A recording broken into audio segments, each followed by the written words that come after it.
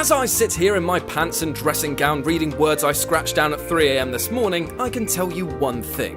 Doing voiceovers is really fun. There's a real joy I get from assaulting you with my mush-mouthed tones and annoying you with my personal opinions, but others for some reason really don't seem to give it their all when faced with a script. I'm speaking of course of celebrity voiceovers, that rare breed of human that lives on caviar, cocaine and churlish spending. Sometimes they can be outstanding. Just look at the fine work that Samuel L. Jackson did in San Andreas or Martin Sheen in Mass Effect for examples where shelling out the bucks for a well-respected actor is worth every penny. But for those on this list, it's less a good investment and more like setting your money on fire. With this in mind, I'm Jules the Southwest Savage for WhatCulture.com here with a list of the 10 worst celebrity video game performances. Number 10. Matthew Perry, Fallout New Vegas. This should have been a match made in heaven, a sleazy, wisecracking hood being played by the ever-talented Matthew Perry in a post-apocalyptic wasteland where you can beat people to death with a flaming sword. But this performance was less a fireball of phonetics and more like a lazy, sleepwalking affair which will make you wonder whether he's huffing jet again. It's almost bizarre to hear how badly he hits keywords like baby again and again, and you end up wishing he put that bullet in the right place in the opening section. Let's keep this in the groove, hey? Smooth moves, smooth. Number 9. 50 Cent, Blood on the Sand. To say that 50 Cent has a somewhat limiting acting range is like saying that breaking all your bones in a collision with a truck is somewhat painful. That bitch has got my skull, and I want it back. I need weapons. His monotone delivery is stamped all over his ego project Blood on the Sand, which sees the rapper attempt to get back a diamond-encrusted skull for reasons known only to him. The gameplay is passable and in places explosive, silly fun, but it's grounded by the emotionless delivery of Curtis and his dry as sandpaper pants delivery. Number 8. David Spade, The Legend of Spyro: A New Beginning. I really dislike David Spade. I don't know if it's his please punch me face or the fact that there's not been a live action film of his that I've seen which I've actually enjoyed. But his biggest sin of all is his performance as Sparks the Dragonfly in The Legend of Spyro: A New Beginning. And the worst thing is that I know he can do better than this apathetic performance, as he did a really good job in The Emperor's New Groove. What we get here is a delivery which sounds like he's just awakening from a 4-year coma. And after he's bored your ear with his incessant blathering, you'll end up wishing we'd pulled the plug. Let me out of here and fight me like a thing, whatever you are. You pathetic wretch. Number 7. Bruce Willis, Apocalypse. Back in 1998, it was a huge novelty to have a star like Bruce Willis starring in a game. Originally, Bruce was supposed to be a sidekick character the player fought alongside, but at the last minute the devs thought to switch the focus to my hairline twin himself. This led to his dialogue being awkwardly recut to suggest that he was the focus of the plot, but Willis's lackluster delivery did little to endear players to his character. Oh, you want some too? Oh, that's got it. Suck on this. These guys need a little bit more lead in their diet. During gameplay, he just blurts out the occasional silly one-liner, but his heart just clearly isn't in it, and it just adds to the mediocrity of what was at best an average game. Number 6. Mina Suvari, Kingdom Hearts 2.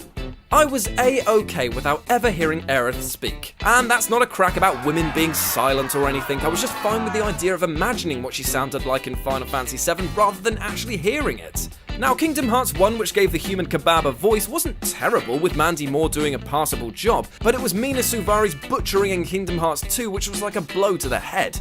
Or to be more specific, it was like a series of slow, monotonal blows to the head with pauses every other hit. Because that's how she thought that the First Lady of Final Fantasy should sound. You mean you don't want me there when you go away again? Needless to say, I played the game on mute. Number 5. David Duchovny, 13. David Duchovny's laid-back acting style doesn't really translate well to voiceover work, where he just sounds either bored or stoned.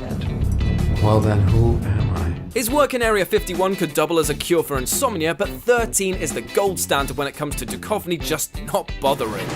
I've fallen into my own trap. His performance as the title character in this enjoyable and colourful romp has the passion of an IKEA furniture manual, and while he maintains the same energy throughout, it's the same level of energy as your mum's personal massager after a Burt Reynolds movie marathon. Very, very low. Number 4. Christopher Walken, True Crime: Streets of LA. Anything that Walken touches should instantly turn to gold. The man is to acting as I am to sexual prowess, an unstoppable wall of talent. That being said, True Crime: Streets of LA was just a bit shit, and it was in no way helped by the terrible script he was asked to voice.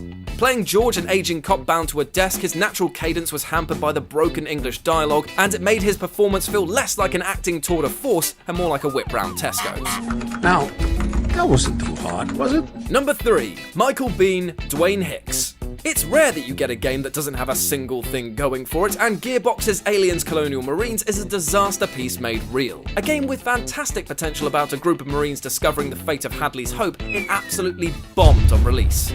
There were many reasons why. Bad AI, terrible graphics, and gameplay that was completely out of touch with the movie it was tied to. And to add to this steaming mess was a terrible performance by Michael Biehn for the returning Dwayne Hicks.